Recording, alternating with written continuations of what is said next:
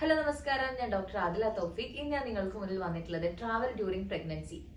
ഈ ഗർഭിണികളായ സ്ത്രീകൾക്ക് യാത്ര ചെയ്യാൻ പാടുണ്ടോ, അല്ലെങ്കിൽ ഏത് സമയത്താണ് യാത്ര ചെയ്യാൻ നല്ലത്, ഏത് വാഹനത്തിലാണ്, ഏത് റൂട്ട് ഓഫ് ട്രാവലിംഗ് ആണ് ഏറ്റവും ബെസ്റ്റ്, ഏതൊക്കെ ആളുകൾക്ക് എന്തൊക്കെ റിസ്ക് ഉള്ള ആളുകളാണ് ട്രാവൽ ചെയ്യാൻ പാടില്ലാത്തത് എന്നതിനെ കുറിച്ച് പറയാൻ വേണ്ടിയിട്ടാണ്. ആദ്യം തന്നെ പറയുകയാണെങ്കിൽ ഫസ്റ്റ് ട്രൈമസ്റ്റർ, അതായത് ആദ്യത്തെ 3 മാസം പരമാവധി യാത്രകൾ നമ്മൾ അവോയ്ഡ് ചെയ്യണം. എസ്പെഷ്യലി നമ്മൾ ബൈക്കിൽ, അതായത് ജേർക്കി മൂവ്മെന്റ്സ് കൂടുതലായിട്ട് വരുന്ന യാത്രകൾ അവോയ്ഡ് ചെയ്യുക. ഒരു പ്രഗ്നൻസി ടൈമിൽ നമുക്കൊരു സ്മൂത്ത് ആയിട്ടുള്ള ട്രാവലിംഗ് ആണ് ഏറ്റവും ബെസ്റ്റ്.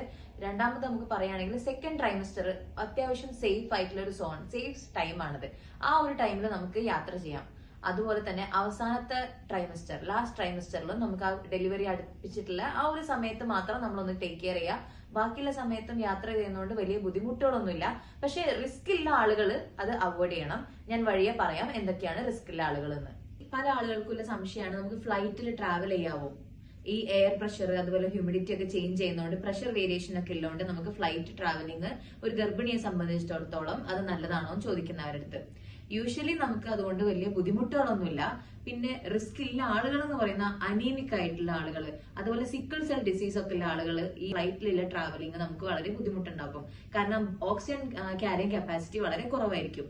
പിന്നെ ഇനി ഫ്ലൈറ്റിൽ ട്രാവൽ ചെയ്യുമ്പോൾ ശ്രദ്ധിക്കേണ്ട കാര്യങ്ങൾ എന്താണെന്ന് വെച്ചാണെന്നുണ്ടെങ്കിൽ, നമ്മൾ ചൂസ് ചെയ്യുന്ന സീറ്റ് എപ്പോഴും ഫ്രണ്ടിൽ സീറ്റ് ചൂസ് ചെയ്യാൻ ശ്രമിക്കുക.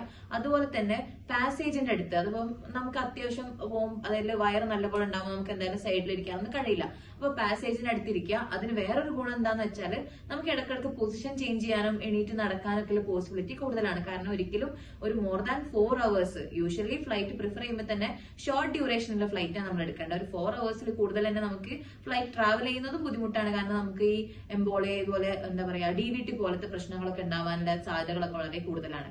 ഇനി അതിനെ അവോയ്ഡ് ചെയ്യാൻ വേണ്ടിയിട്ട് നമ്മൾ ഇടക്കിടക്ക് നടക്കുക, അതിന്റെ ഇടക്ക് പൊസിഷൻ ചേഞ്ച് ചെയ്യുക, ഇടക്ക് വാഷ്റൂം യൂസ് ചെയ്യുക. അതുപോലെ തന്നെ നമ്മൾ നല്ലപോലെ ഹൈഡ്രേറ്റ് ചെയ്യുക. നമ്മുടെ ആംഗിൾസ്, നമ്മുടെ കാലിന്റെ ഒക്കെ ഇടക്ക് മൂവ്മെന്റ്സ് ഒക്കെ ചെയ്തു കഴിഞ്ഞാൽ ഈ പറയുന്ന പ്രശ്നങ്ങളൊക്കെ നമുക്ക് ഒരുവിധം സോൾവ് ചെയ്യാൻ പറ്റും.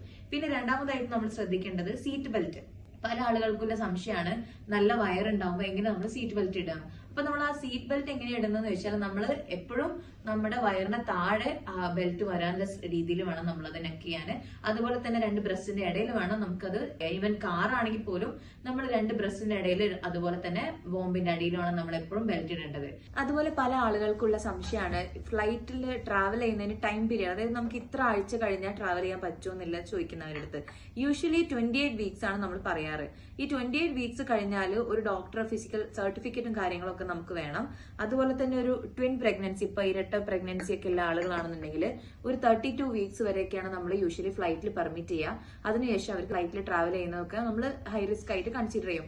അതുപോലെ നോർമൽ പ്രഗ്നൻസീസിന്റെ കേസ് എടുക്കുകയാണെങ്കിൽ 35 to 36 വീക്ക് വരെയൊക്കെ നമ്മൾ അലോ ചെയ്യുന്നതാണ്. ഇനി നെക്സ്റ്റ് മോഡ് ഓഫ് ട്രാൻസ്പോർട്ടേഷൻ, നേരത്തെ പറഞ്ഞ പോലെ കാറിന്റെ കേസിൽ ഞാൻ പറഞ്ഞു സീറ്റ് ബെൽറ്റ് ശ്രദ്ധിക്കണം.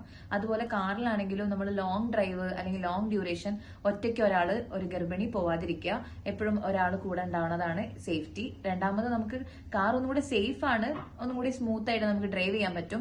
പക്ഷെ ഈ പറഞ്ഞ പോലെ ഒറ്റയ്ക്കുള്ള ട്രാവലിംഗ്, ലോങ് ഡിസ്റ്റൻസ് ട്രാവലിംഗ് ഒക്കെ കെയർഫുൾ ചെയ്യുക. അതുപോലെ തന്നെ നമ്മൾ ഇപ്പൊ ഡ്രൈവ് ചെയ്യുന്നത് ഒരു പ്രഗ്നന്റ് ലേഡി ആണെന്നുണ്ടെങ്കിൽ അതിന്റെ സ്റ്റെയറിംഗും നമ്മൾ ഇരിക്കുന്ന ഡിസ്റ്റൻസും ഗ്യാപ്പ് വേണം. കാരണം നമുക്ക് പെട്ടെന്നൊരു പ്രഷർ വന്നു കഴിഞ്ഞാൽ, അല്ലെങ്കിൽ ഒരു സഡൻ ബ്രേക്ക് ഇട്ട് കഴിഞ്ഞാൽ ഒരിക്കലും നമ്മൾ ഹിറ്റ് ചെയ്യാത്ത രീതിയിൽ വേണം സീറ്റ് ബെൽറ്റ് നേരത്തെ പറഞ്ഞ പോലെ തന്നെ ഇടേണ്ടത് ഇവിടെയാണെങ്കിലും. ഇനി നെക്സ്റ്റ് മോഡ് ഓഫ് ട്രാൻസ്പോർട്ടേഷൻ എടുക്കുകയാണെങ്കിൽ നമുക്ക് ഷിപ്പ്, ട്രെയിൻ എന്ന് പറയുന്നത് സേഫ് ആയിട്ടുള്ള ട്രാവലിംഗ് മെത്തേഡാണ്.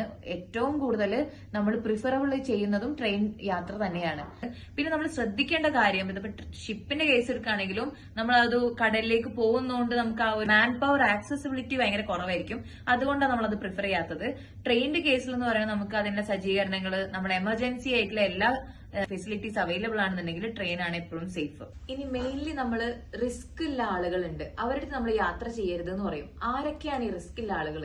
നേരത്തെ പറഞ്ഞ പോലെ രക്തക്കുറവ്, സിവിയർ അനീമിക് ആയിട്ടുള്ള ആളുകൾ, അതുപോലെ തന്നെ ഈ നേരത്തെ ഡെലിവറി ആവുക, പ്രായം തികയാതെ പ്രസവിച്ചിട്ട് നമ്മൾ സ്റ്റിച്ച് ഒക്കെ ചെയ്യും, അതായത് സെർവൈക്കൽ സർക്കുലേഷൻ എന്നൊക്കെ പറയും, അവരൊക്കെ ട്രാവൽ ചെയ്യുന്നത് കുറയ്ക്കുക.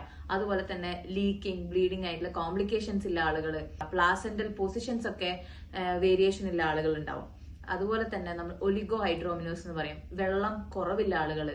അതുപോലെ തന്നെ മറ്റു രീതിയിൽ ബേബിക്കാവട്ടെ ഭയങ്കര റിസ്ക് ഫാക്ടേഴ്സ് കൂടുതലുള്ള ആളുകൾ, BP, ഷുഗർ, GDM അങ്ങനെയൊക്കെ പറയുന്ന കണ്ടീഷനിലുള്ള ആളുകളൊക്കെ ലോങ് ട്രാവൽ അല്ലെങ്കിൽ ഒരു യാത്രകൾ വളരെ ചുരുക്കുന്നത് നന്നായിരിക്കും.